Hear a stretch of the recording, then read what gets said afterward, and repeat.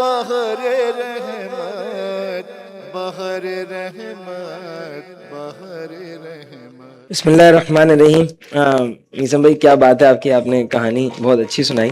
اور لیکن ایسا ہی ہے کہ امام حسین علیہ السلام کی قبر کو مسمار کرنے کے کئی کوششیں ہوئیں، اور متوکل نے زیارت امام حسین پہ پابندیاں بھی بہت لگائی اور پھر قبر کو مسمار کرنے کی کوشش کی. تو پروردگار نے انہیں اس جانوروں نے دکھایا کہ تم سے زیادہ تو ہم ان کی قدر جانتے ہیں. اور یہی واقعات ہیں ہمارے بھی، جب رسول خدا نے الگ الگ معجزات دکھائے تو کبھی درختوں نے، کبھی جانوروں نے، کبھی بچوں نے یہ دکھایا کہ ہم جو ہے وہ تم سے زیادہ، جو لوگ عقل رکھتے تھے ان سے زیادہ وہ لوگ تھے، جو ان سے زیادہ وہ اچھے تھے جو عقل نہیں رکھتے تھے.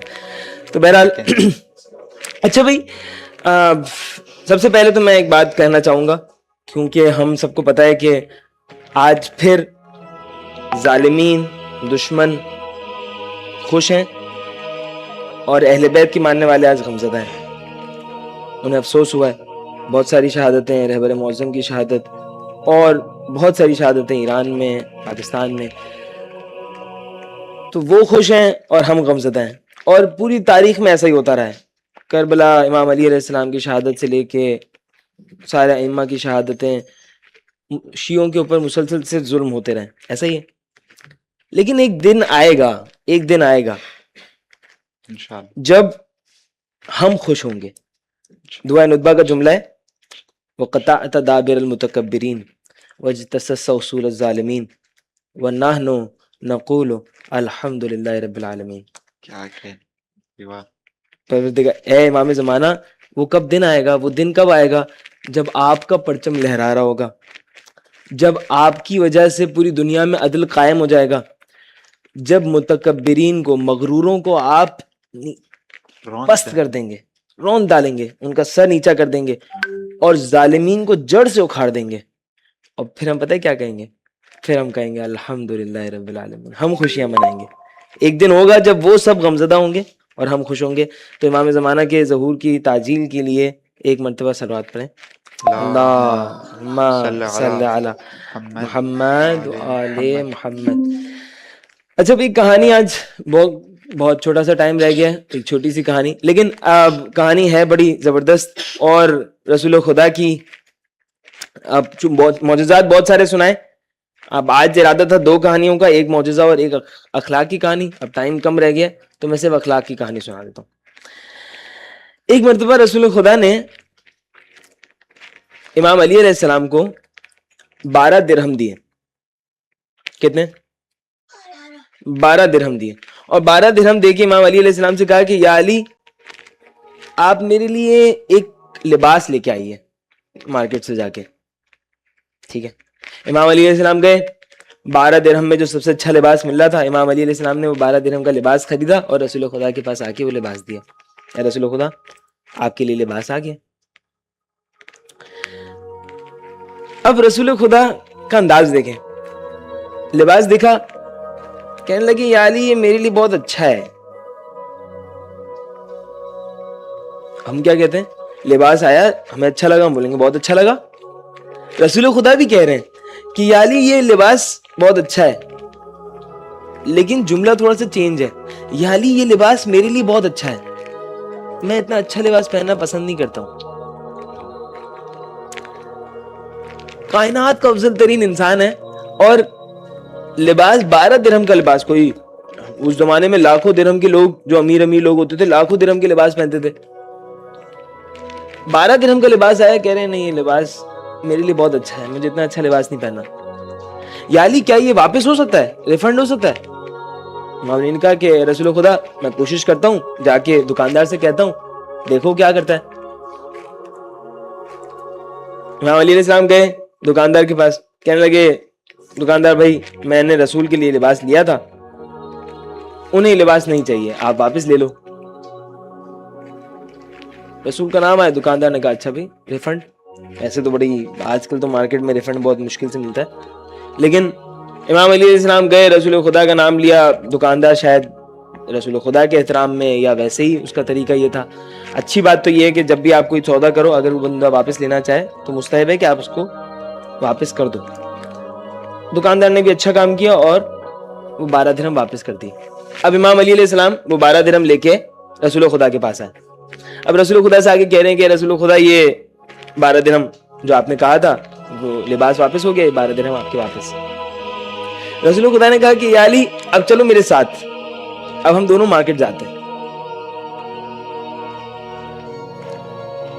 رسول خدا ہیں اور سکھا کس کو رہے ہیں؟ امام علی کو سکھا رہے ہیں. ان کو تو نہیں سکھا رہے, ہمیں سکھا رہے ہیں ان کے ذریعے. کہیں چلو یا علی مارکیٹ چلتے ہیں. اچھا بھائی مارکیٹ گئے. اب رستے میں رسول خدا کو ایک کنیز نظر آئی. ایک خاتون ہے, روڈ پہ بیٹھی ہوئی ہیں اور رو رہی ہیں, پریشان ہیں, رو رہی ہیں, پریشان ہیں. رسول خدا مارکیٹ جا رہے ہیں کپڑے خریدنے, لیکن اگر کوئی پریشان ہے تو اس کو تو نہیں چھوڑ سکتے.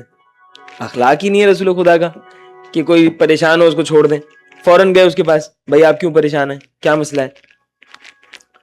تو کہنے لگی کہ اے رسول خدا میں کیا کروں, مجھے میرے مالک نے 4 درہم دیے تھے اور سامان لینے بھیجا تھا.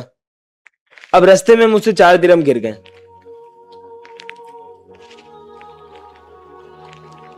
کیا کیا جائے بھائی؟ تو میں ڈھونڈ رہی ہوں, ڈھونڈ نہیں پا رہی ہوں, مجھے مل نہیں رہے 4 درہم. اب میں جاؤں گی واپس تو مالک مجھے بہت ڈانٹے گا. رسول خدا نے 12 درہم میں سے 4 درہم نکالے, کنیز کو دے دیے. آپ جاؤ, آپ کے 4 درہم ہو گئے, آپ جاؤ واپس مالک کے پاس. اب وہ تو وہیں پہ بیٹھی رہی. رسول خدا اب آگے بڑھ گئے, مارکیٹ گئے. اب رسول خدا کے پاس کتنے درہم بچے بھائی؟ 8 درہم بچے. ٹھیک ہے, 4 دے دیے, اب 8 بچے. رسول خدا نے جا کے مارکیٹ سے ایک لباس پسند کیا.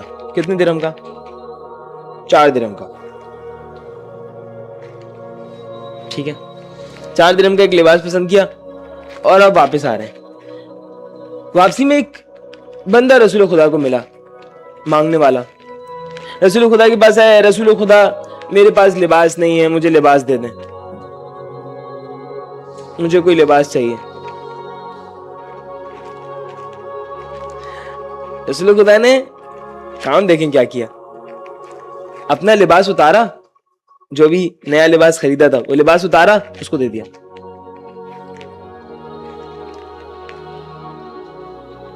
واپس گئے مارکیٹ, 4 درہم کا وہی لباس دوسرا خریدا اور خود پہن کے واپس آئے. اب واپس آئے تو رستے میں وہ کنیز پھر ملی رسول خدا کو. اب رسول خدا نے کنیز سے پوچھا کہ میں نے تو 4 درہم دے دیے, جو تیرا مسئلہ تو سالو ہو گیا, تو کیوں کھڑی ہوئی ابھی بھی؟ کہنے لگے رسول خدا میرا مالک بڑا ڈانٹنے والا ہے اور مجھے بہت لیٹ ہو گیا. جب میں اتنی دیر 4 درہم کا انتظار ڈھونڈ رہی تھی نا, اس میں بہت لیٹ کر دیا میں نے. اب میں جاؤں گی وہ مجھے ڈانٹے گا, میں اس ڈر سے جا نہیں رہی. رسول خدا نے کہا اچھا تو ٹینشن نہیں لے, چل ساتھ. کنیز کو بولا کہ آپ آگے آگے چلو, میں پیچھے پیچھے چل رہا ہوں اور ہم آپ کے گھر جائیں گے. کنیز چلتے ہوئے اپنے گھر تک گئی. رسول خدا گھر کے باہر آئے اور آ کے آواز دی السلام علیکم. کسی نے جواب نہیں دیا. رسول خدا نے پھر گھر کے باہر سے آواز دی السلام علیکم, کسی نے جواب بھی نہیں دیا. تیسری مرتبہ رسول خدا نے سلام کہا تو اہل خانہ باہر آئے. رسول خدا نے کہا کہ بھائی تم لوگ نے, میں نے آواز نہیں آئی تھی میرے سلام کی, جو تم نے جواب نہیں دیا.